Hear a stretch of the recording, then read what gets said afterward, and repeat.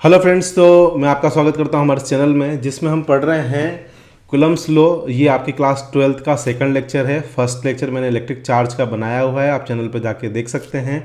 छोटा सा लेक्चर होने वाला है दोस्तों, बने रहना साथ तक। कूलम्ब्स लॉ समझेंगे होता क्या है, कैसे काम करता है।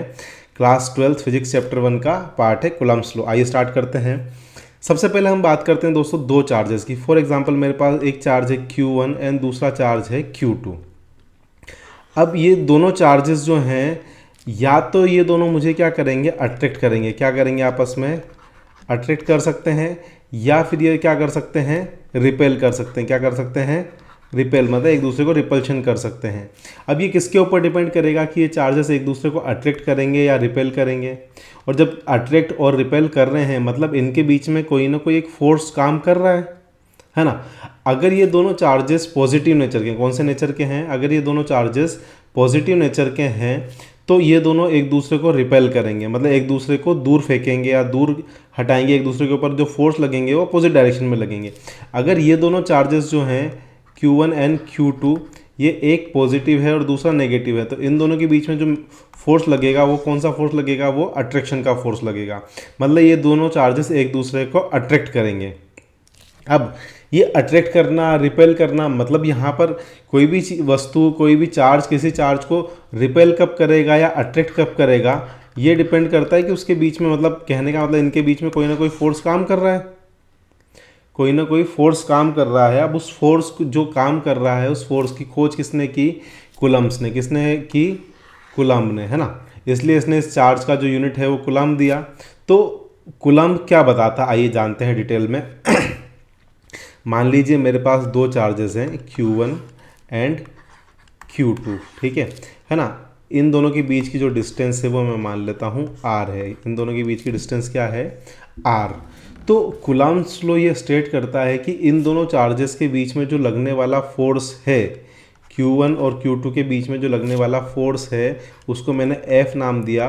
वो डायरेक्टली प्रोपोर्शनल होगा किसके, इन दोनों चार्जेस के मैग्नीट्यूड के मल्टीपल के।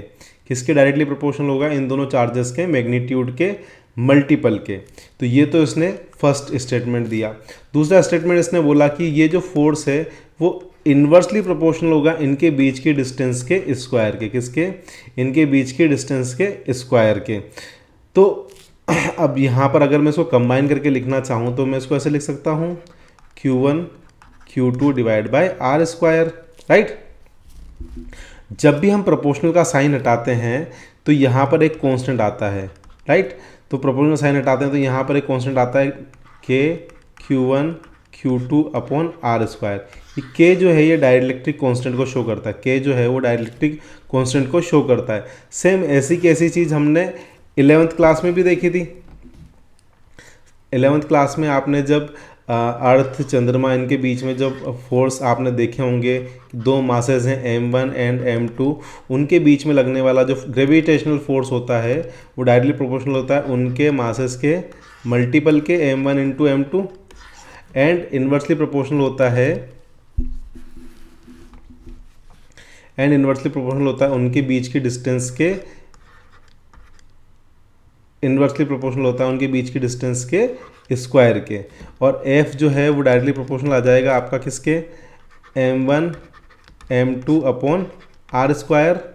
और इस वापस यहाँ पर प्रोपोर्शनल का साइन हटाए थे तो यहाँ पर आ था अपने पास G M1 M2 upon R square.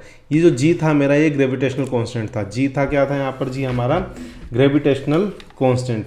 तो G की जो वैल्यू थी वो क्या थी, ग्रेविटेशनल कांस्टेंट।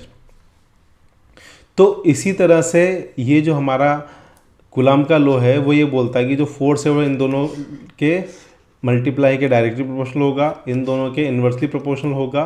तो जो ओवरऑल फॉर्म बनेगी वो बनेगी F equal to K Q1 Q2 upon R square.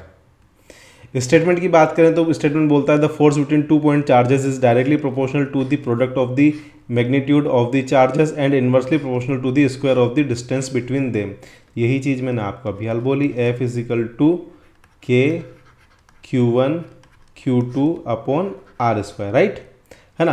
अब ये जो चार्जेस हैं, जो K की जो वैल्यू होती है वो K की वैल्यू होती है 9 × 10⁻⁹, इसकी क्या रेंज होती है 9 × 10⁻⁹। फोर्स हमेशा किस में मेज़र होगा, आपका न्यूटन में ही मेज़र होगा। जो के की एक अनादर वैल्यू होती है, के इज इक्वल टू होता है 1/4πε0। ये आपको रटना है ना, ये आपको रटना है। एप्सिलॉन नॉट जो है इसको अपन एक नया नाम देते हैं परमिटिविटी। क्या नाम देते हैं, परमिटिविटी ऑफ वैक्यूम। वैक्यूम और यू कैन से एयर या हाँ वैक्यूम की होती है परमिटिविटी। इस एप्सिलॉन नोट की अगर मैं वैल्यू की बात करूं, इस एप्सिलॉन नोट की वैल्यू होती है 8.85 × 10⁻⁻12। इस एप्सिलॉन नोट की वैल्यू होती है 8.85 × 10⁻⁻12। जब आप इसको सोल्व करेंगे तो आपके पास ये 9 × 10⁻9 वाली वैल्यू आ जाएगी। तो दोस्तों आई थिंक आपको ये जो है formula F = K Q1 Q2/r², ये आपको नींद में भी उठा के पूछ लें तो भी आपको ये फॉर्मूला याद होना चाहिए। लिमिटेशंस है जो कूलम्ब्स लॉ है वो दोनों क्या है कि केवल Q1 और Q2 जो पॉइंट चार्जेस हैं उनके ऊपर ही लागू होता है। मूविंग जो चार्जेस होता है ना, जब charges in the condition of moving, ये उसके ऊपर अप्लाई नहीं होता है दोस्तों। जब चार्ज सिर्फ पॉइंट कंडीशन में होंगे तो ही अप्लाई होगा, मूविंग चार्ज के ऊपर ये लॉ अप्लाई नहीं होगा। एप्लीकेशन की बात करें, determine the forces between charges in electrostatic experiments.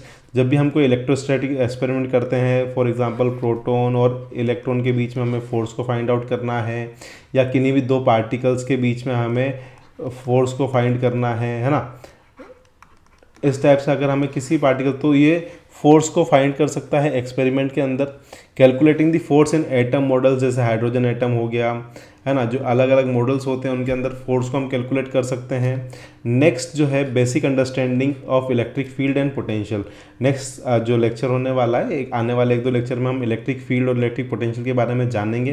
तो आप चैनल को सब्सक्राइब कर लीजिए ताकि आपको ये चीज़ें मिलती रहे। तो basic electric field and electric potential के अंडरस्टैंडिंग हमें इससे मिलती है, क्योंकि वो चार्ज के ऊपर ही डिपेंड करता है ना, K Q1/r²। वो इलेक्ट्रिक फील्ड जो होता है फोर्स पर यूनिट चार्ज होता है, तो वो हम आगे पढ़ने वाले हैं। तो इससे हमें एक बेसिक अंडरस्टैंडिंग इलेक्ट्रिक फील्ड और पोटेंशियल के बारे में भी मिलती है। मतलब ये एक तरह से बोला जाए तो सबका बेस है कूलम्ब्स लॉ। आई होप आप सबको अच्छे समझ में आया होगा। समझ में आया है तो प्लीज़ इसको सब्सक्राइब कर लीजिए। Thank you so much. मिलते हैं नेक्स्ट लेक्चर में। Thank you.